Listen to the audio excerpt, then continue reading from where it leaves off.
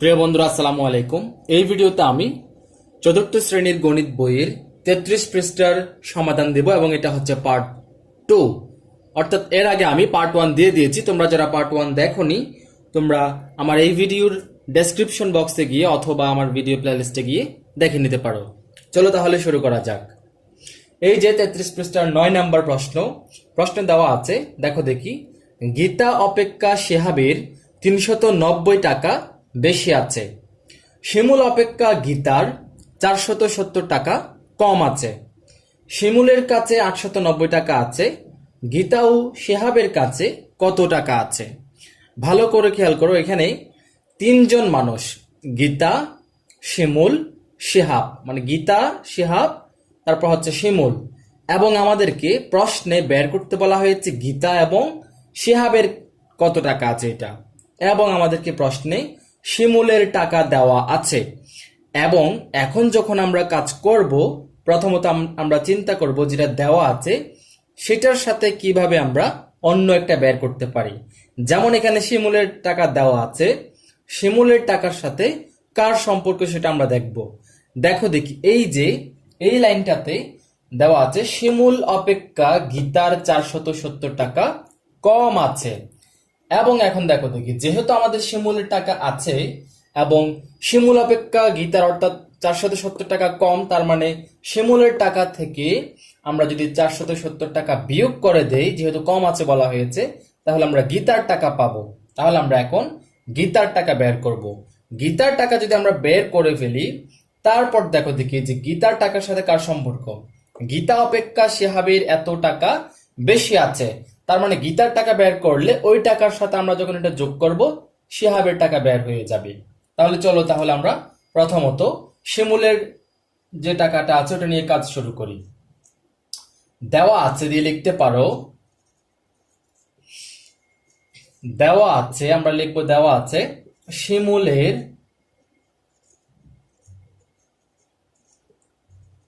আছে সমান কত টাকা? 890 টাকা।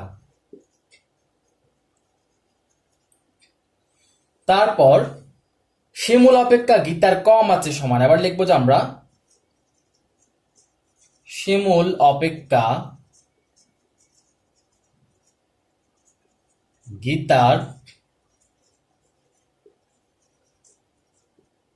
কম আছে সমান কত? 470 টাকা কম আছে।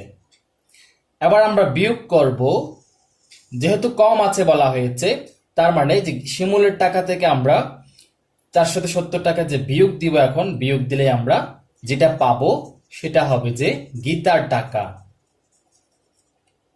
গীতার টাকা সমান বিয়োগ করবো আমরা, 0 থেকে 0 চলে গেলে 0, 9 থেকে 7 চলে গেলে 2, এবং 8 থেকে 4 চলে গেলে 4, 420 টাকা পেলাম আমরা এখন গীতার টাকা।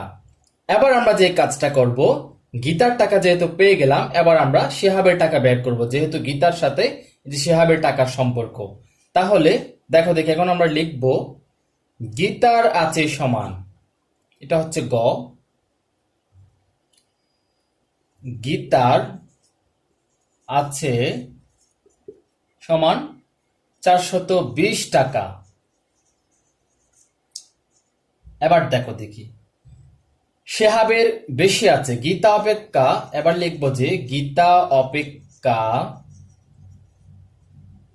শেহাবের, আচ্ছা একটু ছোট করে লিখি, বা তোমরা শুধু শেহাবের বেশি আছে এরকমও লিখতে পারো। গীতা অপেক্ষা শেহাবের বেশি আছে সমান, বেশি আছে সমান কত টাকা? 390 টাকা বেশি আছে তার টাকা।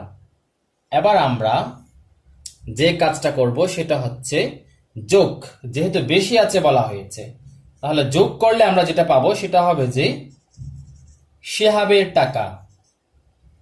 শেহাবের টাকা লিখতে পারে বা আছে লিখতে পারে, শেহাবের আছে লিখি আমরা, আছে লিখলে আরো সুন্দর দেখাবে।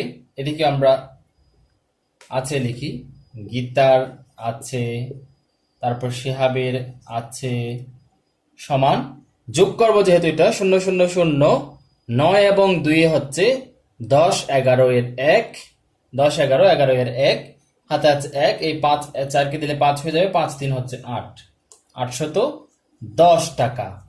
তাহলে এখন আমরা এই যে গীতা ও শিহাবের কত টাকা আছে জানতে চেয়েছে, আমরা দুইটা পেয়ে গেলাম। তাহলে গীতার আছে কত? 420 টাকা, এটা একটা উত্তর, এবং শিহাবের আছে 810 টাকা, এই হলো একটা উত্তর। এবার আমি 10 নাম্বার প্রশ্নে যাব। এবার 10 নাম্বার প্রশ্ন দেখো দেখি।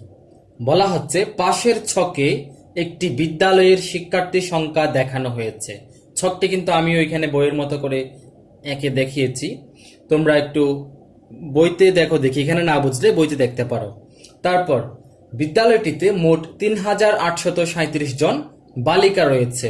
বিদ্যালয়টিতে কিন্তু ছাত্রও রয়েছে, ছাত্রীও রয়েছে, অর্থাৎ বালকও রয়েছে, বালিকাও রয়েছে। তবে প্রশ্নে কিন্তু বালিকারটা বলে দেওয়া আছে, কিন্তু বালকেরটা বলে দেওয়া নাই, এবং এই বালকেরটাই আমাদেরকে বের করতে হবে। এই যে ওই বিদ্যালয়ে বালকের সংখ্যা কত, এটাই হচ্ছে আমাদের প্রশ্ন। তাহলে বালকের সংখ্যা কত সেটা বের করার জন্য আমাদেরকে মোট শিক্ষার্থী সংখ্যা, বিদ্যালয়টিতে মোট কতজন বালক বালিকা উভয়টা মিলে কতজন, সেটা আমাদেরকে বের করতে হবে। বের করার পর আমরা এই যে ওইটা থেকে বালিকার সংখ্যাটা যখন বিয়োগ দিব, তাহলে বালকের সংখ্যা পেয়ে যাব। তাহলে আমরা প্রথমত এই যে এখন ছাত্রছাত্রীর সংখ্যা যেটা আছে, এইগুলো আমরা সবগুলো যোগ করব। তাহলে আমরা লিখতে পারি, প্রথমত এই সবগুলো যোগ করব। আমরা যোগ করার জন্য লিখতে পারি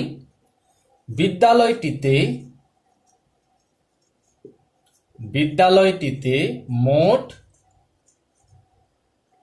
বা বিদ্যালয়টির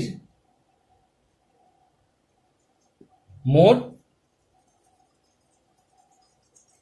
শিক্ষার্থী সংখ্যা যোগ করে পাই।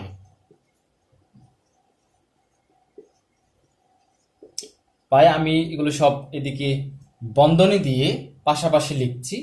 প্রথমত 1 6 3 2 যোগ 1 5 8 1 যোগ 1 5 4 3 যোগ 1 4 9 9 যোগ 1 5 7 7।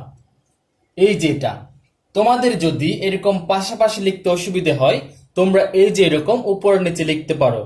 অর্থাৎ বিদ্যালয়টির মোট শিক্ষার্থী সংখ্যা সমান দিয়ে এরকম সমান চিহ্ন দিয়ে, তারপরে এই যে এদিকে একটা লিখলা, এদিকে একটা লিখলা, এদিকে একটা লিখলা, তারপরে যে সবশেষে একটা টান দিয়ে মোট দিয়ে এরকম এইভাবেও লিখতে পারো তোমরা। এইভাবে লিখলে তোমাদের যদি কারো যদি এইভাবে লিখলে সহজ লাগে, এইভাবে লিখতে পারো, বা পাশাপাশি লিখলেও কোনো সমস্যা নেই। তারপর যোগ করে পাই। এবার আমরা যোগ করব। এই যে যোগ করার জন্য এরকম পাশাপাশি যোগের সহজ নিয়ম হচ্ছে একক স্থান থেকে আমরা, সহজ নিয়ম না, এটাই নিয়ম মূলত, একক স্থানের সংখ্যাগুলো আমরা যোগ করব। একক স্থানের অঙ্ক দেখো 7, 7 এবং 9 হচ্ছে 16, 16 3 19, 19 একে 20, 20 এবং 2 হচ্ছে 22, 22 এর আমরা 2 লিখব, হাতে আছে 2, 2টা আমরা 7কে দিয়ে দিব, যদি মানে প্রথমটা তাকে যদি দিয়ে দেই, 7টা হয়ে গেল 9, 9 এবং 9 হচ্ছে 18, 18 এবং 4 22, 22 এবং 8 30, 30 এবং 3 হয়ে গেল আমাদের 33, 33 এর 3।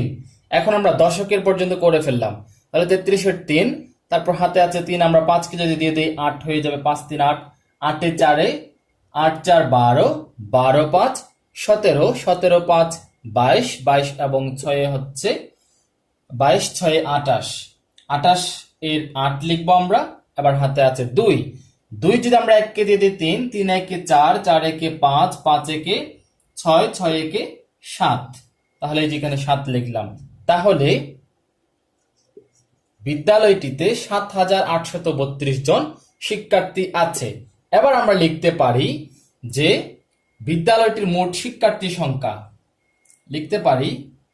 সুতরাং বিদ্যালয়টির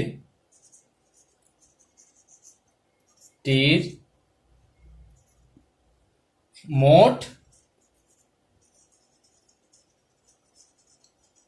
শিক্ষার্থী সংখ্যা সমান কত? এই যে 7 8 7 8 3 2। এবার যেটা লিখবো সেটা হচ্ছে বালক, এই যে বালিকা সংখ্যা দেওয়া আছে, এই বালিকা লিখবো। বালিকার সংখ্যা, বিদ্যালয়টির মোট বালিকার সংখ্যা কত? বালিকা আছে কতজন? 3837। তার মানে 3837। আচ্ছা, এটা 37। দেখো দেখি, 3 7। এদিকে আমরা জন লিখতে পারি। এবার আমরা টান দিয়ে বিয়োগ করব। বিয়োগ করলে যেটা আসবে, মোট শিক্ষার্থীর সংখ্যা থেকে যদি আমরা বালিকার সংখ্যা বিয়োগ দেই, যেটা আসবে সেটা হবে যে অবশ্যই বালক সংখ্যা, মানে কতজন ছাত্র আছে এটা আমাদের বের হয়ে যাবে। এবং এটা আমরা করব যে কি, বিয়োগ। দেখো দেখি বিয়োগ করব, 2 থেকে 7 যায় না, আমরা 3 থেকে 1 ধার দেব, তাহলে এটা 12 হয়ে যাবে। 12 থেকে 7 চলে গেলে 5।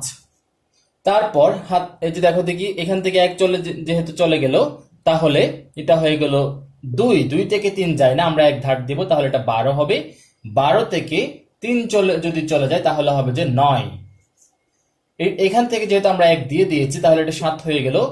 7 থেকে 8 যাচ্ছে না, তাই আমরা এখান থেকে 1 ধার নেব, 17 হবে। 17 থেকে যদি 8 চলে যায়, তাহলে 17 থেকে যদি 8 চলে যায় তাহলে হবে 9। এদিকে আমরা 9 লিখব।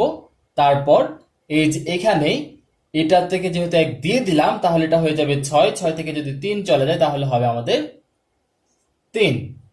এদিকে আমরা জন লিখব। তাহলে এই যে 3995 জন পেলাম, এটাই হচ্ছে বালক সংখ্যা এবং এটাই হচ্ছে আমাদের প্রশ্নের উত্তর। তাহলে তোমরা খুব সহজেই, প্রথমত আমাদের যে কাজটি করতে হবে, মোট শিক্ষার্থীর সংখ্যা আমরা সবগুলো যোগ করব। যোগ করার পর আমরা ওই যে মোট শিক্ষার্থীর সংখ্যা থেকে বালিকার সংখ্যা বিয়োগ দিয়ে আমরা বালক সংখ্যা বের করে নেব। আশা করি তোমরা এটা বুঝতে পেরেছো। এই হলো পর্ব 2 এর আলোচনা।